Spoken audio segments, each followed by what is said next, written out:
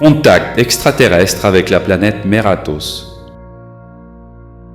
Vidéo exposant en résumé le contact extraterrestre avec Meratos, dont le contenu complet est à retrouver dans un article écrit du site contactstellaire.fr.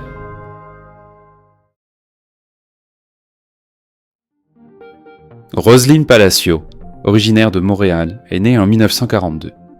En juillet 1966, à l'âge de 24 ans, elle décide de s'accorder un temps de répit sur les conseils de son médecin et part seule en vacances au Mexique chez une amie, confiant temporairement sa fille, Valo, âgée de 3 ans, à ses parents. Elle est accueillie à Mexico par son amie Monique, mariée à Pedro, un étudiant en archéologie. Très vite, Roselyne se laisse séduire par la chaleur humaine du pays et par l'intérêt croissant qu'elle porte aux recherches de Pedro sur les civilisations anciennes du Yucatan. Leur périple les conduit jusqu'au village de Bolonchen, où la famille de Pedro vit avec une simplicité qui marque profondément la jeune femme. Quelques jours plus tard, Roselyne part avec Monique, Carlos, le frère de Pedro, un ami stagiaire en archéologie de Pedro nommé John, ainsi que Marta et Pedro Jr., les 2 enfants de Carlos, pour passer la journée à la plage de Celestum de Puntanimo. Pedro, retenu par ses fouilles, les dépose le matin. Elle leur donne rendez-vous à 18h au même endroit. Après une journée paisible entre baignades et jeux d'enfants, le groupe se rassemble au bord de la route en fin d'après-midi pour attendre Pedro. Roselyne et Monique s'assoient en position de lotus, dans un état de détente inspiré du yoga. Les enfants jouent tranquillement, tandis que les hommes discutent non moins. C'est alors que l'impensable survient. Un bruit étrange surgit derrière les montagnes. En se retournant, Roselyne voit apparaître dans le ciel un engin métallique, ovoïde, d'un éclat argenté aveuglant. Il semble perdre de l'altitude comme s'il était en détresse. L'objet descend lentement vers la mer, déploie 3 pattes d'atterrissage et s'échoue doucement à la surface, sans jamais dériver, comme maintenu par une force invisible. En même temps, une paralysie générale s'empare de tous les témoins. Ils sont conscients, mais incapables de bouger. Roselyne est prise d'une étrange sensation. Le vent se lève, la chaleur s'intensifie, puis un immense nuage noir surgit, couvrant toute la baie dans une atmosphère apocalyptique.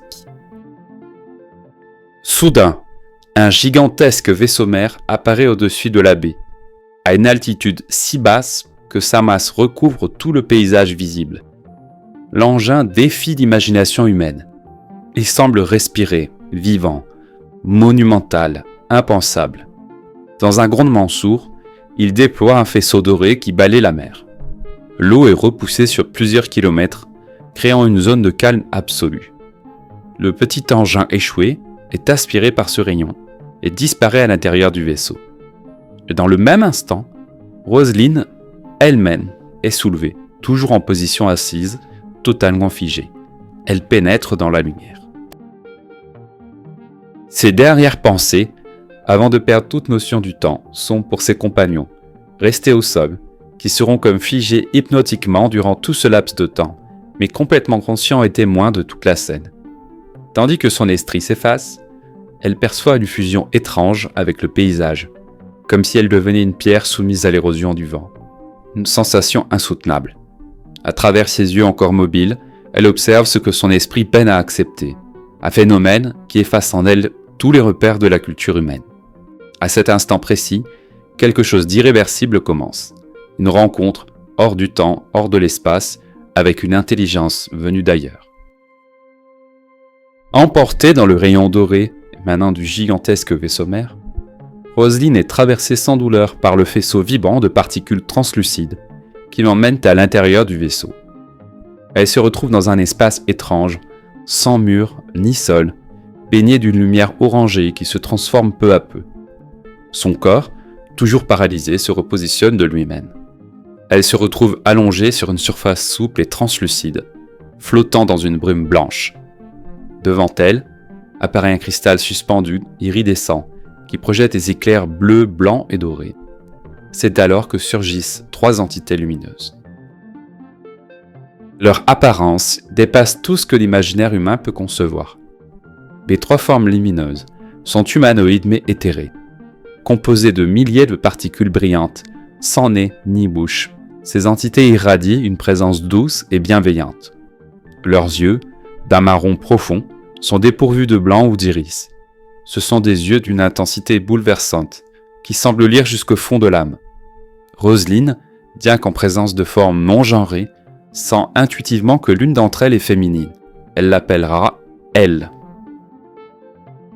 Cette entité d'une délicatesse infinie tient un cylindre métallique émettant une lumière rouge qu'elle passe au-dessus du visage de Roselyne, de sa gorge, de sa poitrine, puis autour de son ventre. Lorsque la lumière devient dorée, l'objet s'immobilise au niveau de son nombril. C'est alors que Roselyne entend dans sa tête une voix lui révéler qu'elle est enceinte et qu'elle attend un fils. Ce mode de communication, totalement télépathique, la sidère. Elle comprend chaque mot avec une clarté parfaite, bien qu'aucun son n'ait été émis. L'entité poursuit l'examen. Roselyne ressent une piqûre légère, un picotement. La peur monte. Un instant, elle pense être morte. Mais la voix la rassure.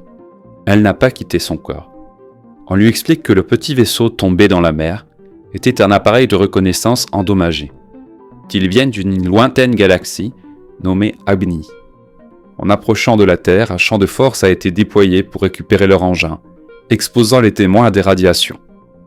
Tous ont été scannés à distance. Elle seule, enceinte, a été prise à bord pour vérifier l'état de son bébé, à cause des radiations émises par eux. Mais aucun danger n'a été détecté pour le bébé. Elle comprend alors que sa grossesse est la cause de cette rencontre. L'être lui confie alors une vérité encore plus troublante. La Terre est visitée par plus de 120 races extraterrestres, mais la plupart évitent toute manifestation directe, car ils doivent abaisser leur fréquence vibratoire pour se rendre perceptibles aux humains, ce qui peut altérer leur nature. La planète Terre est encore jeune, explique-t-elle, utilisée comme un incubateur. Dans l'espace du vaisseau, Roselyne reçoit des visions qui l'emmènent bien au-delà de la Terre. Une voix lui révèle l'origine de l'humanité de race blanche, fruit de la fusion de deux anciennes civilisations stellaires. Dans la galaxie Tagni, au sein du système solaire d'Eda, existait la planète Hermaton. Ses habitants, hermaphrodites, vivaient en parfaite harmonie avec les lois du cosmos. Mais leur monde se dégrada. L'atmosphère se pollua suite à un volcanisme actif qui la détruisait. Leur biologie se détériora. Face à l'extinction, ils firent appel à la Fédération universelle. Une solution fut trouvée. Unis à les Hermatosiens à une autre race stellaire, celle de Meratos, une planète de création féminine, matrice de plusieurs formes de vie à travers l'univers. De cette union naquit une nouvelle humanité, la première race blanche terrestre. Mais avant cela, d'autres peuples avaient déjà expérimenté sur la Terre. Loin des récits bibliques, la création humaine est, selon ce que reçoit Roselyne, bien plus ancienne et complexe qu'on ne l'imagine. Roselyne, fascinée et bouleversée, assiste ensuite à une cérémonie sur Meratos. Par un système de projection vivant, elle est transportée dans un temple immaculé. Des entités semblables à celles qu'elle a vues l'entourent. Une prêtresse d'une beauté surnaturelle apparaît, se matérialisant à son tour. Ses gestes, doux et rituels, initient 12 jeunes filles, dont Roselyne elle-même, qui est plongée dans l'esprit de l'une d'elles. La prêtresse leur insuffle une lumière, des objets de pouvoir, une mémoire sacrée. Une fusion a lieu entre elle et d'autres entités. Tout devient lumière. Puis, Roselyne est emportée vers une autre planète. C'est Hermaton, en train de vivre ses derniers jours. Elle survole des volcans, des cataclysmes, des vallées englouties. Des vaisseaux quittent la planète à toute vitesse. Elle entre dans un temple gigantesque. Là, elle découvre un homme à la prestance incomparable. Sa chevelure argentée, son regard plein d'amour, sa voix dorée. Tout en lui respire la sagesse. Il s'appelle Nové. Devant lui, un petit garçon blond porte un sceptre orné d'un serpent doré. Il s'approche, s'incline et lui remet l'objet. Nové le reçoit avec solennité. Puis lentement il tourne son regard vers Roselyne. Elle se sent observée, traversée. Elle n'est plus spectatrice, elle est visible, présente. Et ce regard semble vouloir lui transmettre un savoir oublié, un secret ancien. Un symbole se forme entre eux. Le sceptre, le lien, la continuité. Mais ce qu'elle va vivre ensuite dépasse la sidération. L'être féminine qui lui parle dans le vaisseau commence à se matérialiser. Devant les yeux de Roselyne, un processus de transformation s'enclenche par vagues successives dans un halo de lumière. Elle voit, étape par étape, un corps humain se former à partir d'un être de pure vibration. Le cerveau apparaît d'abord, flottant seul dans la structure translucide. Puis viennent les chairs, les organes internes, le squelette, les tissus, le réseau sanguin. Tout se construit lentement dans un ballet biologique étrange, fascinant et terrifiant. Roselyne ressent une nausée mentale, une saturation sensorielle face à ce miracle de création. 7 membranes se succèdent, chacune recouverte d'un liquide gluant. Les veines s'étendent, les muscles se dessinent, les cils poussent, les cheveux s'allongent, jusqu'à ce que, devant elle, se tienne une femme nue, splendide, d'une beauté irréelle, habitée d'une paix et d'une douceur insondables. Une femme totalement humaine. Puis elle parle. Non plus par télépathie, mais avec des mots, des lèvres, une voix. Elle dit « Je m'appelle Meratos ». Elle se donne donc le nom de sa civilisation, comme représentant probablement. Puis, Meratos lui raconta le passé. Avant même que ne naisse le système solaire, des espèces d'autres systèmes coopéraient à la création de la vie, en lien avec les lois divines. Lucibel était un être qui détenait l'autorité scientifique. Il recrutait la majorité de ses aides parmi les Elohim, une autre grande race interstellaire. Toutefois, la Fédération universelle considérait ces savants comme un groupe à part, car, trop souvent, au cours de leurs expériences, ils commettaient de graves erreurs biologiques. La Fédération avertit Lucibel de faire cesser ces abominations et de réparer celles qui avaient déjà été commises. Mais l'orgueil de Lucibel le poussa à défier la Fédération, car il se considérait comme le plus grand. Il passa outre les ordres de la Fédération et leur indiqua son désir de s'approprier une galaxie entière pour la modeler selon ses concepts personnels de l'évolution, son premier acte de rébellion. Par décret divin, Gabriel, maître de la Fédération universelle, Michael, celui qui applique la justice divine, et Raphaël qui préserve la vie, durent engager contre Lucibel une lutte sans merci, car nul dans l'univers ne peut posséder une galaxie. Dans son immense soif de pouvoir, Lucibel s'était éloigné de la source divine. Il usa de moyens vils et livra un combat titanesque, avec des armes effroyables, attaquant la divinité suprême dans ses créations. Des espèces furent complètement anéanties. Encore aujourd'hui, il existe des planètes désertiques, où la vie a été complètement désintégrée, comme la Lune. Uranus bascula sur son axe. Lucibel est vaincu, après plusieurs millénaires de lutte. Son esprit est exilé sur Terre par la divinité suprême, qui ordonne qu'il y soit confiné pour méditer et pouvoir revenir vers elle. Lucibel, lui, promet d'utiliser ce temps sur Terre pour démontrer que jamais les créations terrestres n'évolueront jusqu'au plan divin. Alors que Roselyne poursuit son incroyable voyage visionnaire, elle est projetée au-dessus d'une nouvelle planète. La voix familière résonne dans son esprit. Voici Terra. Elle ne reconnaît pas tout de suite la Terre, enveloppée dans une brume bleutée, comme dissimulée dans une couche de vapeur. En s'approchant, elle découvre un monde très différent de celui que nous connaissons. De vastes étendues émergent au milieu des océans. Le Pacifique dévoile un immense continent luxuriant. Elle plane au-dessus d'arbres géants, d'animaux préhistoriques, d'un environnement tropical dense, baigné d'une lumière tamisée. Une chute d'eau monumentale forme un dôme d'embrun dans lequel nagent et volent différentes formes de vie. Tout semble vivant, autonome, contenu dans un équilibre étrange. Mais ce monde n'est pas exempt d'ombre. Roselyne survole une montagne percée de grottes où vivent des rapaces monstrueux, noirs ou gris, aux ailes gigantesques. L'un d'eux prend son envol. Tandis qu'elle le suit, la voix murmure. Voici le fruit des expériences décadentes des savants Elohim. Elle découvre une carrière. Des hommes aux cheveux argentés, maigres et fatigués, arrachent d'énormes blocs de pierre. Lorsqu'un de ces rapaces plonge, la scène devient cauchemardesque. Le monstre dévore, écrase, massacre. Les travailleurs sans défense tombent un à un. Roselyne comprend alors. Ces créatures sont des aberrations génétiques, issues d'expérimentations interdites. Elle est ensuite emportée vers une citadelle.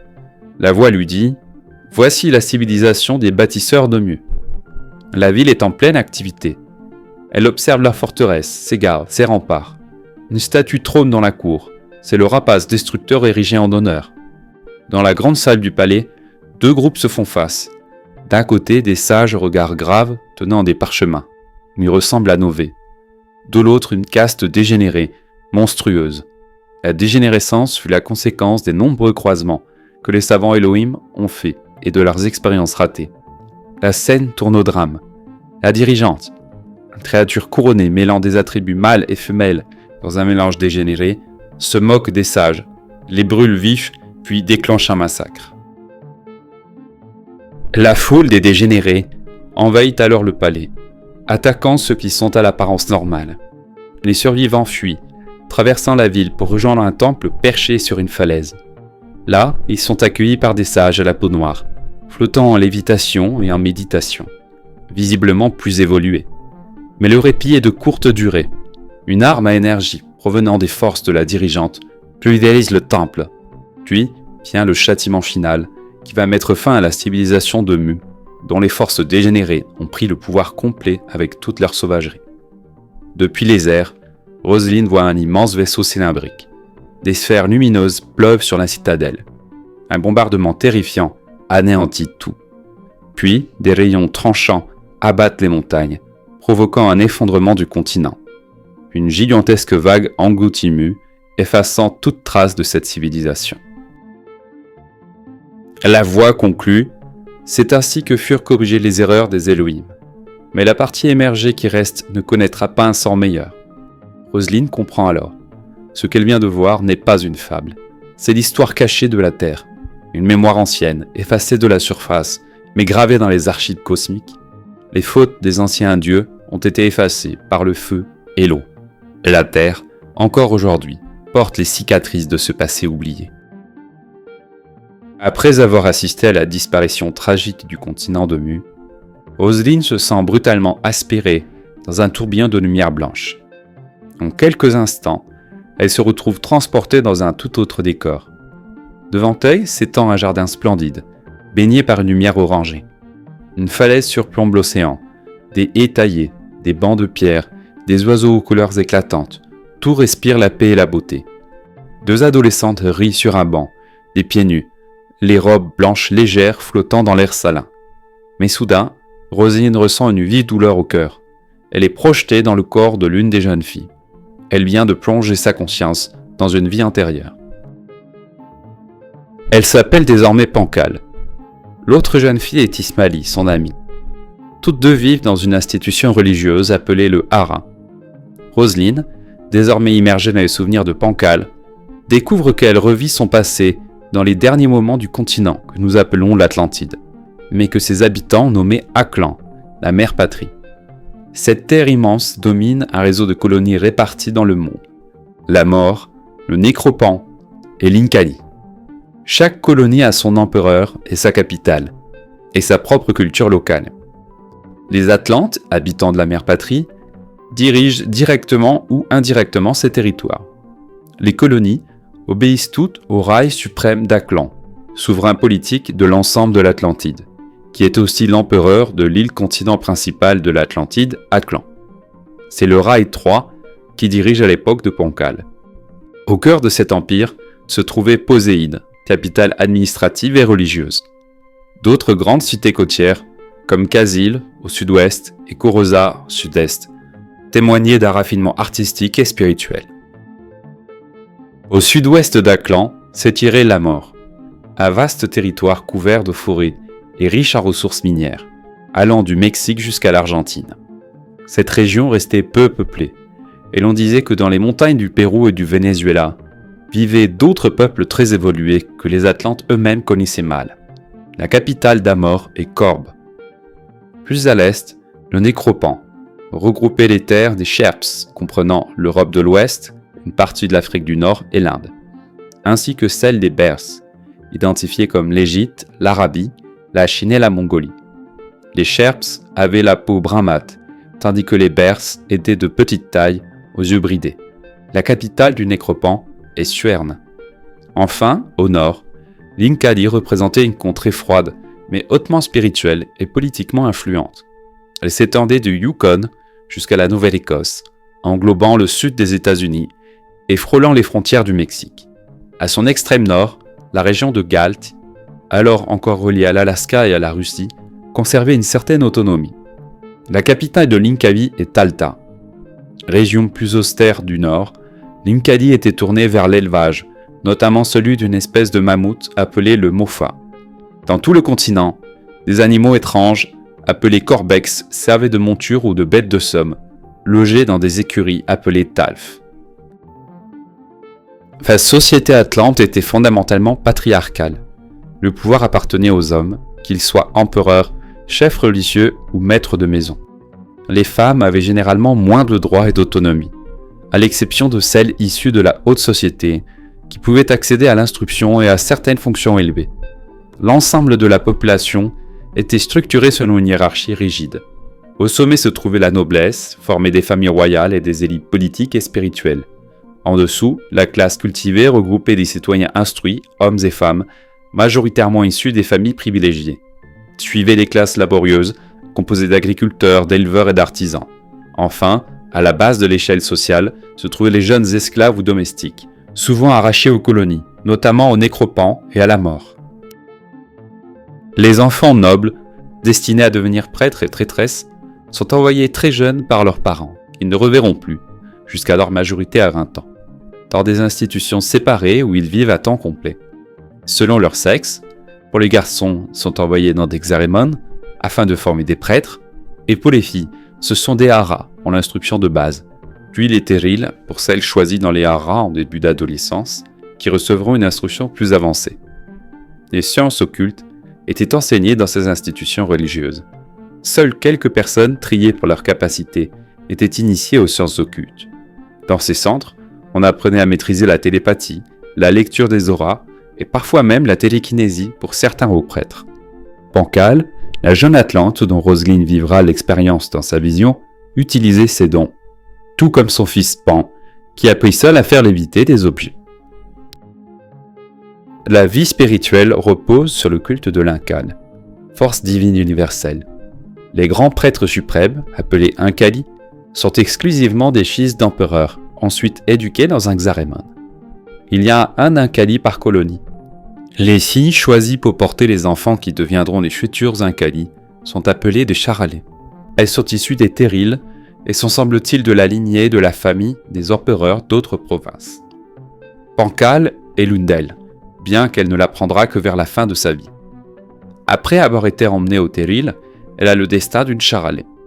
À seulement 13 ans, elle est choisie pour concevoir un enfant avec Buta, l'empereur âgé de 60 ans de l'Inkali, qui n'a jamais eu de fils, afin que cet enfant devienne le prochain Inkali de l'empire que dirige Uta. Ce fils s'appellera Pan. Aidée et accompagnée par son ami Ismani et une des filles de Uta, elle s'échappera aux 6 ans de son fils, au moment où il doit être séparé d'elle pour toujours afin d'être éduqué dans un xarémon, et elle sera fugitive le reste de sa vie. L'accès à la citoyenneté se faisait lors d'une cérémonie appelée l'Ilm, célébrée à l'âge de 20 ans. Les jeunes filles, élevées dans l'isolement du hara, étaient alors présentées à la cour du rail. Elles y choisissaient un futur époux en inscrivant son nom sur le tesh, un registre d'union, avant de recevoir leur héritage. Les filles de l'élite pouvaient cependant s'affranchir de ce destin en poursuivant leur formation intellectuelle ou spirituelle. Pour les filles élevées au hara, cette cérémonie était aussi le seul moment de retrouvailles avec leurs parents, qu'elles n'avaient pas revus depuis l'âge de 2 ans. Et pour les jeunes choisis comme charalais, destinés à porter l'enfant d'un empereur, ce contact familial ne se produisait qu'une seule et unique fois, car elles ne reverraient jamais plus leurs parents. Quant aux garçons, quel que soit leur rang, ils devaient se présenter devant le rail avec leurs parents, choisir leur futur métier, signer le tesh correspondant et recevoir en retour un brassard de couleur. Ce brassard, qu'ils porteraient ensuite toute leur vie, déterminerait leur statut social et leur rôle dans la société. Ce rite marquait leur entrée dans la vie adulte avec le droit de se marier et de participer pleinement à la vie publique. Les villes étaient reliées entre elles par des véhicules aériens et maritimes, tandis qu'un système de communication appelé Valcoil permettait de transmettre des informations ou même de visualiser des lieux à distance comme une sorte de télévision par ondes. Sur le plan technologique, les Atlantes utilisaient une source d'énergie pour tout, le cristal Nietzsche. Ce cristal, à la fois spirituel et énergétique, alimentait leurs véhicules terrestres flottants et leurs engins volants. Lorsqu'un cristal devenait inactif, car vidé de sa charge d'énergie, il devait être remplacé, prouvant que leur technologie dépendait d'un cycle de renouvellement énergétique précis. Ce même cristal pouvait aussi servir à soigner, à régénérer des tissus ou à rééquilibrer les énergies corporelles. Un tel cristal était offert par les parents au temple Xarémon ou Hara afin que leur enfant utilise son énergie pour l'apprentissage spirituel. Ainsi, cette société conjuguait technologie et capacités psychiques dans un équilibre complexe. Le recours à l'antigravité, la télépathie et d'autres phénomènes paraissent naturels dans ce contexte, car parfaitement intégrés à leur mode de vie et à leur système de pensée. Pour autant, la civilisation n'avait pas de hauts principes sociaux, utilisant des esclaves, des castes de nobles dominant les travailleurs et le peuple étant pauvre et exploité. L'Atlantide plonge dans la décadence, les castes religieuses s'effondrent, des révoltes éclatent dans les colonies, des épidémies ravagent la population. Dans les villes corrompues, la misère côtoie le luxe. Des enfants esclaves sont envoyés des colonies vers la mère patrie pour être prostitués. Ankal elle-même découvre avec horreur un repère sordide en Amor, où elle vivra brièvement dans sa fuite avec Ismaili et son fils. C'est alors que surgit une figure sombre, Bélial, un ancien militaire du Nécropan, soutenu par des prêtres conservateurs.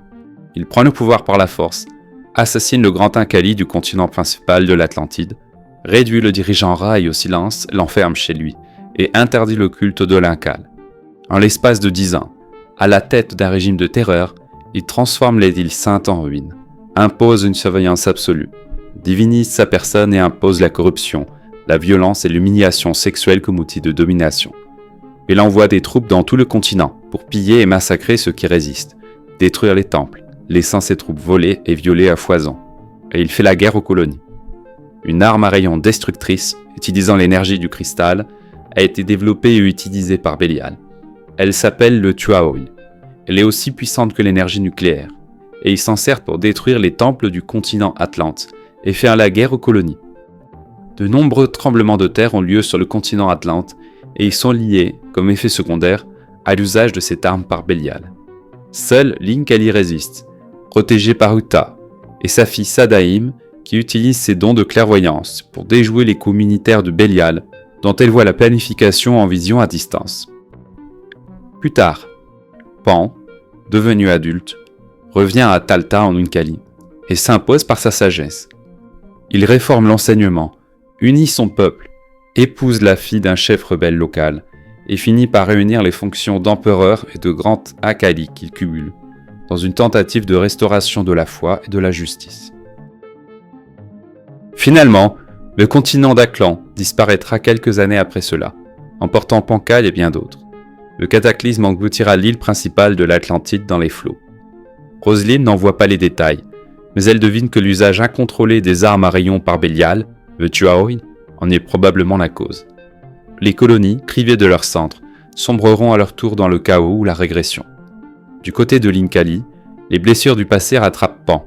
Son fils illégitime Baël se soulève contre lui, dénonçant sa dérive morale depuis qu'il cumule les deux pouvoirs spirituels et temporels.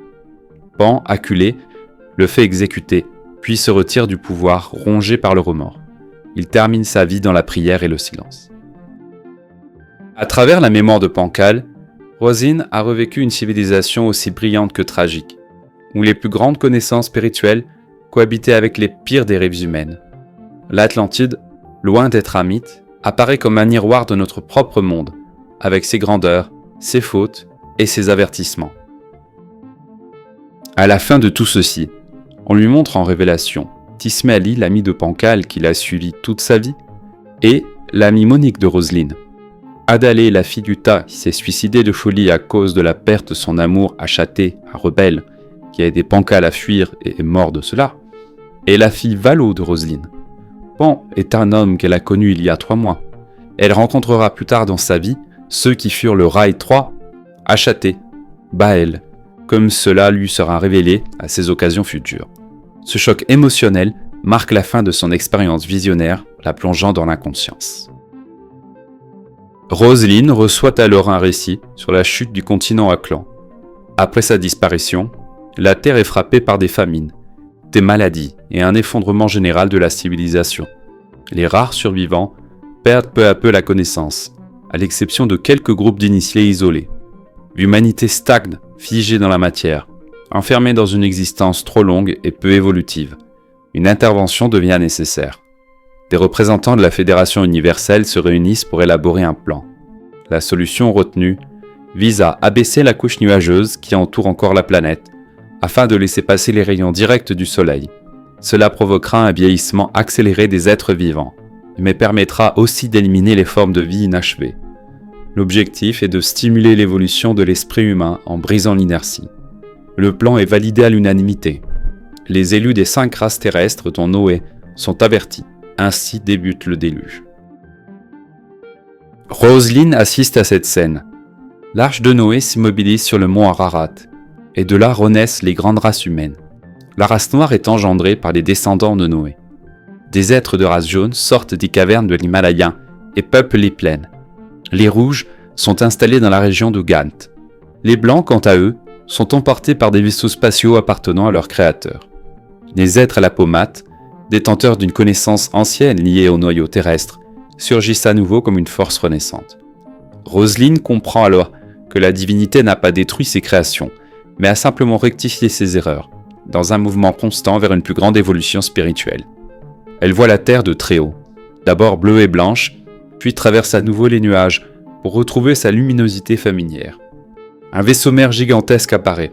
Son ventre ouvert laisse sortir des navettes qui vont et viennent entre la Terre et l'espace, transportant des vivres et des rescapés. Le vaisseau survole une montagne, poursuivant sa mission d'assistance au renouveau humain. Roselyne est plongée de nouveau dans une expérience intense de type télépathique et visuel. Elle entend d'abord une voix lui révéler que Sodome et Gomorrhe furent la dernière intervention directe majeure d'une civilisation supérieure, sous-entendant une implication extraterrestre dans ces destructions. Un débat s'installe entre plusieurs entités, évoquant des changements de tactique depuis ces événements, en réponse aux manœuvres d'autres races non terrestres. Roselyne assiste ensuite à travers une sorte de projection à la vie dans une ville antique misérable et dégénérée, décrite avec des habitants difformes, insensibles, cruels, vivant dans la saleté. Elle voit une scène choquante, une jeune fille et un garçon forcés de s'accoupler devant une cour décadente. Une voix commente alors « Ces peuples engendrent volontairement des dégénérés pour conserver le pouvoir, ce qui constitue le summum du sacrilège aux yeux des entités supérieures. » La ville observée serait Gomorrhe, tandis qu'une autre cité voisine, Sodome, est qualifiée de lieu de perversion et de dépravation extrême, incluant des relations contre nature. La voix ajoute que Mu, une autre civilisation disparue auparavant, fut victime de manipulations génétiques, contrairement à Sodome et Gomorrhe où la dégénérescence était naturelle. Soudain, Roselyne voit apparaître un immense vaisseau-mère noir qui stationne au-dessus de la ville. De puissants rayons lumineux en jaillissent, anéantissant en quelques instants toutes les structures et les êtres vivants. La ville est réduite à une fine poussière blanche. Après la destruction, Roselyne flotte au-dessus d'un désert, témoin d'un phénomène étrange. Des flammes bleues s'élèvent vers un nuage gazeux flottant, qui serait formé par les esprits des morts, montant vers la lumière. Ce nuage se transforme en boule d'énergie et disparaît dans le ciel. La voix conclut que tout est rentré dans l'ordre. Et Roselyne, bouleversée, médite sur ce qu'elle vient de vivre. Elle comprend que de telles destructions, vues à l'époque par des témoins humains, ont pu être interprétées comme la main de Dieu. Roselyne, envahie par un profond sentiment de solitude et d'ignorance face à l'immensité de ce qu'elle lit, est de nouveau projetée hors de l'atmosphère terrestre. Flottant dans le cosmos, elle contemple la beauté silencieuse de l'espace, les étoiles plus proches qu'elles ne le sont depuis la Terre, les planètes éloignées, et les formes mystérieuses qui circulent dans le vide. Elle se sent minuscule, effrayée par cette immensité. Soudain, elle aperçoit un faisceau lumineux s'élevant de la Terre, formant un cône qui traverse la Lune. Elle modifie l'aspect, atténue l'éclat du Soleil et modifie les couleurs de la Voie lactée. Une voix dans sa tête lui révèle qu'il s'agit du Logos, se retirant de Terra, un événement survenu il y a près de 2000 ans. Ce Logos est présenté comme une portion de la divinité suprême, incarnée dans le corps du Christ. Bouleversée, Roselyne réalise qu'elle est témoin d'une scène cosmique d'une portée spirituelle inconcevable. Note: Daniel Meroy, à travers la lecture des annales akashiques, raconte la vie de Jésus, qu'il nomme Jéchoua, en affirmant avoir été l'un de ses proches. Il le décrit comme un être éveillé, élevé chez les Esséniens, peu même en contact avec des êtres venus de Vénus. Jéchoua aurait été préparé pour accueillir en lui des logos solaires et galactiques, afin d'apporter un enseignement spirituel profond à l'humanité. Lors de la crucifixion, les logos se seraient retirés sous forme d'un immense rayon de lumière spirituelle, visible comme un flash intense par les témoins de l'époque. Crucifixion qui ne le laissera pas mort, mais très affaibli. Ce rayon quitta alors la Terre à grande vitesse, emportant avec lui des couches entières de pollution psychique humaine, comme des millions d'années de scories éthériques de souffrances cumulées par les humains sur Terre. Cette action aurait permis une forme de purification planétaire, préparant un avenir plus lumineux pour l'humanité, en éliminant une partie de son karma collectif qui l'empêche d'avancer vers une ascension future. Ce geste du Logos fut une aide immense, un véritable soutien cosmique à l'humanité et à la Terre. Mal compris par les traditions religieuses, il fut ensuite simplifié sous l'idée, religieuse et limitée, du rachat des péchés.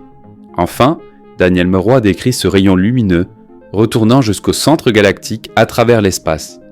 Une vision qui rejoint pleinement certains récits contemporains, comme ceux du contact de Mératos par Roselyne.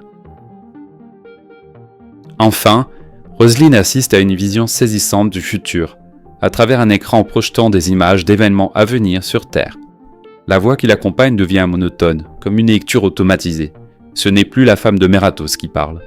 Elle voit des paysages futuristes, des véhicules inconnus, puis une série de cataclysmes.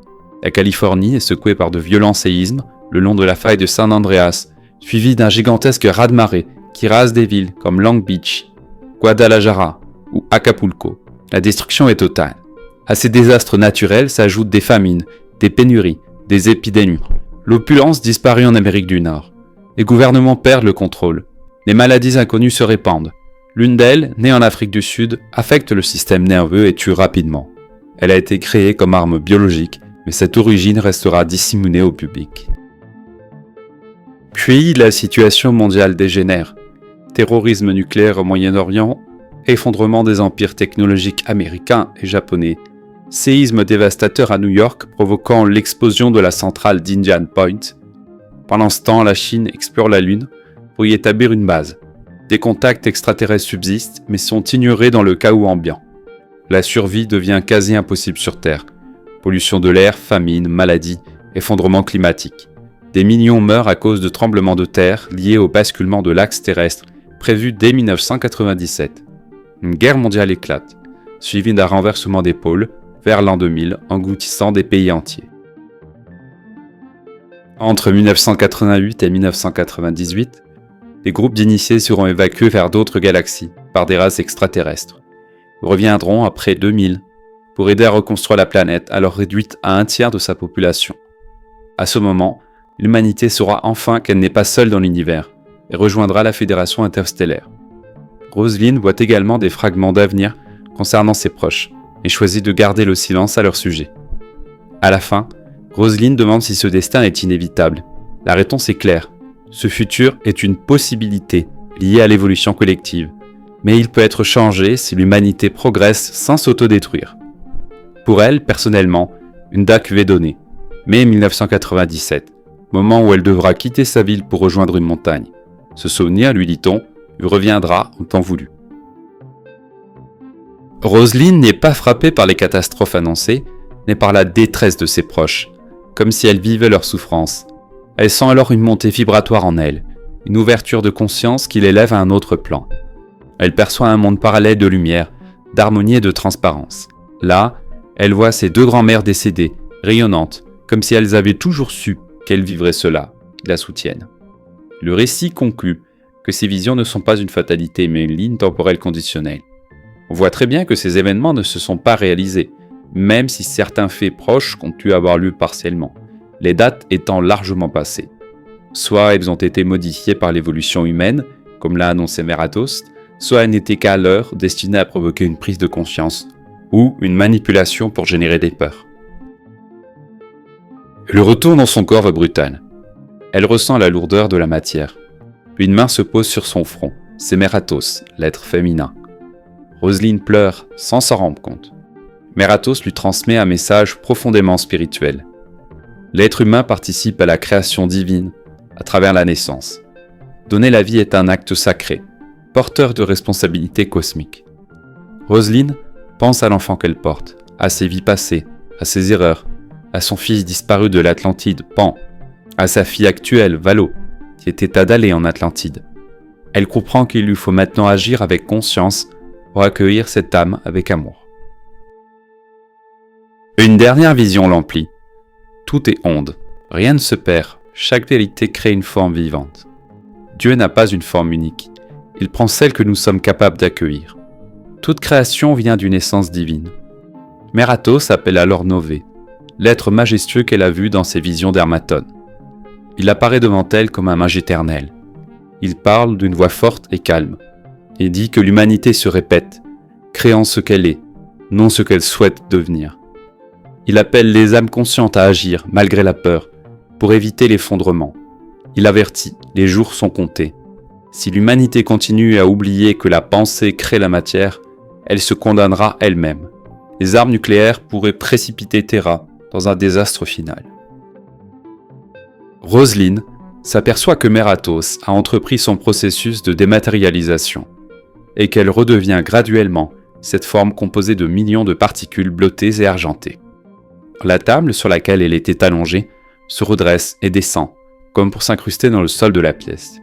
Roselyne flotte à nouveau, et ses jambes se replient seules en position du lotus, comme à son arrivée. Et elle est renvoyée par le même rayon de particules lumineuses qui l'avait emmenée. Elle voit les trois êtres qui se penchent pour la regarder partir d'un air triste, pendant qu'elle passe la paroi du vaisseau pour se retrouver à l'extérieur. Puis elle est ramenée au sol, là où il l'avait prise. Sur la plage de Celestum, le 26 juillet 1966, ils étaient 5 à assister au phénomène.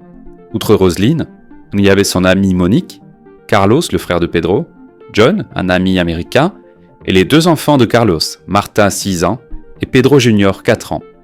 Tous, figés dans un état de transe, ont vu le vaisseau, le nuage noir, le rayon de lumière, puis le départ de Roselyne dans les airs, et sont restés dans cet état figé pendant son absence, qui aura duré en tout 3 heures.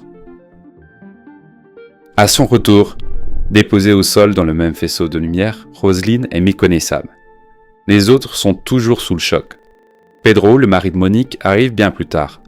Sa voiture est tombée mystérieusement en panne pendant ces 3 heures, assez loin de la scène, comme si une force invisible avait voulu tenir à l'écart tous les curieux, en désactivant les voitures sur des kilomètres de rayon autour du secteur. Quand il rejoint enfin le groupe, car la voiture s'est remise à fonctionner toute seule, car le vaisseau était parti, certainement, il est accueilli par un silence pesant. Seuls les enfants, surexcités, racontent ce qu'ils ont vu durant le trajet en voiture. Les adultes, eux, semblent incapables de parler, en état de choc, et Pedro ne comprend pas ce qu'il s'est passé. De retour chez la mère de Pedro, Roselyne s'effondre. Elle est brûlante de fièvre, en proie à des frissons, à des vomissements. Le lendemain matin, son visage est marqué par des croûtes, des brûlures. Martha, la petite fille, présente les mêmes lésions de brûlure. Les radiations émises par le champ de force du vaisseau ont laissé des traces. Roselyne est examinée par un médecin. Elle apprend qu'elle est enceinte, une révélation qu'elle avait déjà reçue à bord du vaisseau. Mais on ne lui diagnostique pas de conséquences graves d'irradiation. Aucun mot n'est échangé sur l'incident. Monique se referme totalement et ne veut pas parler de ce qui s'est passé. John est renvoyé à Merita. Et Roselyne, dans le silence des non-dits, se retrouve seule face à l'ampleur de ce qu'elle a vécu. C'est alors qu'ils sont tous ensemble, alors que Roselyne veut qu'ils parlent de ce qui est arrivé, que la mère de Pedro leur confie une histoire glaçante. Un couple d'Américains, habitant le secteur autrefois, avait disparu, après avoir vu un ovni dans la région et témoigné avoir eu des contacts avec ses occupants. Leur maison, restée vide, avait été visitée par des voitures noires avant la disparition définitive mystérieuse. Et plusieurs mois plus tard, on avait retrouvé leur corps aux États-Unis, morts dans un accident, selon les informations données par leur fille. Elle supplie Roselyne de ne jamais parler de ce qu'elle a vu. Elle lui dit, d'un ton grave, que si elle ouvre la bouche, sa famille n'ira même l'avoir connue. Terrifiée, Vidée, Roselyne décide de tout enfouir. Le retour à Mexico chez Monique et Pedro est pesant. Monique est glaciale, Pedro mal à l'aise. Roselyne fait avancer son départ en avion du Mexique précipitamment et rentre chez elle au Canada, car la situation de malaise perdure. Elle explique ses marques à sa fille et ses parents par une simple tourista. Elle retrouve sa fille Valo. Une bouffée d'amour lui redonne un peu de force. Mais l'expérience l'a brisée. Roselyne, envahie de peur, dort avec des sédatifs, la lumière allumée. Le contact humain devient une épreuve. Elle s'efforce de chasser toute pensée liée à l'événement, répétant des comptines dans sa tête pour ne pas sombrer. Elle vit dans l'angoisse. Une nuit, elle sent pour la première fois son bébé bouger. Sans que rien n'ait été dit, sa fille lui glisse « C'est un petit frère !» Ce moment de tendresse lui redonne espoir, la vie est là. En 1985, poussée par une amie, elle accepte enfin de raconter. Non pour convaincre, mais pour soulager. Elle entame une séance d'hypnose régressive avec un spécialiste français, Daniel Huguet. Les souvenirs remontent, la peur aussi. Mais avec elle, une forme de paix. Roselyne commence à écrire. Ce livre, elle le publiera en 1990. Il sera son exutoire, son cri intérieur. 20 ans après les faits, elle ose enfin poser des mots sur l'indicible. Elle ne cherche pas la gloire, elle cherche à comprendre, et peut-être à aider ceux qui, comme elle, ont vécu l'inexprimable. Jean Cazot, ufologue et enquêteur, a rencontré Roselyne après la publication de son livre en 1990. Touché par sa sincérité, il a mené sa propre enquête et découvert d'autres cas décrivant des êtres identiques à ceux qu'elle a vus. Des formes humanoïdes presque immatérielles, traversées de lignes et de points d'énergie, se déplaçant en flottant. En 2024, il confie que Roselyne vit désormais dans un silence total, probablement épuisée par les moqueries et les attaques subies après avoir partagé son témoignage. Si vous êtes intéressé à en savoir plus, un article complet dont est issue cette vidéo résumée est à retrouver sur le site contactstellaire.fr, où vous trouverez le lien vers l'article dans le descriptif attaché à cette vidéo.